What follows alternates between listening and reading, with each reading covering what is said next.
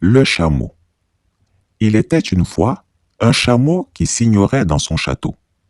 Il fallut qu'on le lui rappelât de fort belle manière, comme cela. À tout seigneur, tout honneur. Que dis-je? À tout chameau, tout chapeau, devrais-je dire, car n'est pas cité à la prestigieuse tribune des Nations Unies qui veut, mais qui le mérite un tant soit peu. Oui, ce jour-là, l'Afrique tout entière, de l'ouvrier au feuillardier, était tout oui. Afrique, mon Afrique, toi dont le sang, la sueur, les larmes ont bâti New York, et dont pourtant la voix s'est si longtemps perdue dans le vacarme de l'impérialisme négrier, hélas, était attendue. Quand on a la sagesse par la bouche de nos ancêtres, relayée, amplifiée par les descendants héritiers du combat de la liberté, la fierté se répandit dans nos cœurs et la désolation dans les leurs. Par l'allégorie bien africaine, dite un certain 24 septembre 2022 de Fori, le premier ministre par intérim du Mali, le colonel Abdoulaye Maïga, habilement nous servit la métaphore de la risible histoire du chameau qui se moque de la bosse du dromadaire. Comme dans l'évangile de Matthieu, chapitre 7, verset 3, il est écrit « Pourquoi vois-tu la paille qui est dans l'œil de ton frère et n'aperçois-tu pas la poutre qui est dans ton œil ?» Il n'a échappé à personne que cela s'adressait à un certain Gaspard Alassane Ouattara en personne. Ces propos nés d'Afrique et venus de la tribune des Nations Unies n'épargnaient guère les oreilles de Gaspard le père. Sur l'instant, Alassane Ouattara fut interloqué, médusé. Il suffoqua. Ses nerfs craquèrent. Il n'en pouvait guère à 81 ans. Il y a bien de situations qui deviennent insupportables. Elles deviennent simplement ingérables.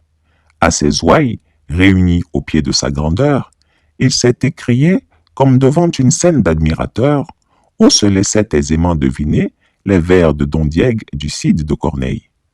Ô rage, ô désespoir, ô vieillesse ennemie, n'ai-je donc tant vécu que pour cette infamie? Moi, Alassane Ouattara, fils de Dramane Ouattara, comparé à un chameau? Quelle offense abominable! Qu'est-ce que la douleur fend ce cœur désormais minable?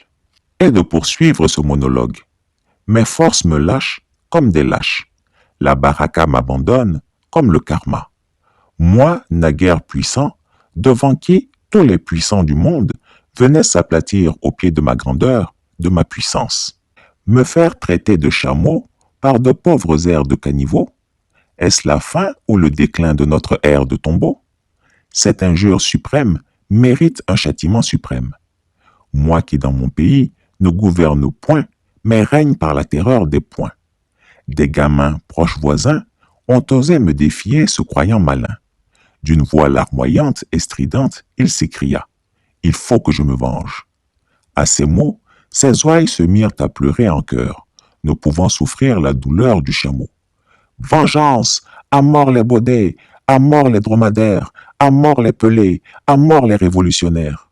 Le plus hardi et zélé des ouailles, qui n'est autre que la fiole, pris de convulsions, tant ses pleurs étaient violents et le trémolo dans la voix, lança un regard menaçant à l'auditoire et proféra.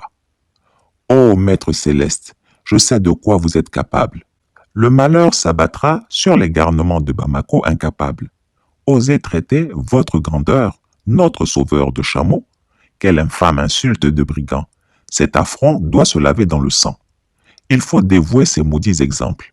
Seul le sang de ces voyous peut expier ce péché et attendrir votre courroux. Seuls les cadavres de Koulouba apaiseront votre cœur ici-bas. » À ces mots, tous ses suiveurs pieux applaudirent dans un vacarme qu'on pouvait entendre à 1000 lieues. Et sur ce, Gaspard Dieudonné Ouattara, alias le chameau, fut porté triomphalement. Bouffé d'orgueil, il ne contempla pas la roue de l'histoire qui tournait inlassablement. Or, l'histoire nous enseigne que tout empire naît, grandit, atteint son apogée, puis amorce son déclin. Ne sommes-nous pas en train d'assister à la décadence d'un tyran et à la décrépitude de son empire? Le chameau dans son tombeau. Excellence, Monsieur le Président Ouattara, vos conseils nous rappellent la triste histoire du chameau qui se moque de la bosse du dromadaire. Chris Yapi ne ment pas. Retrouvez Chris Yapi sur ses 2 chaînes YouTube, sa chaîne Dailymotion, Instagram et VK.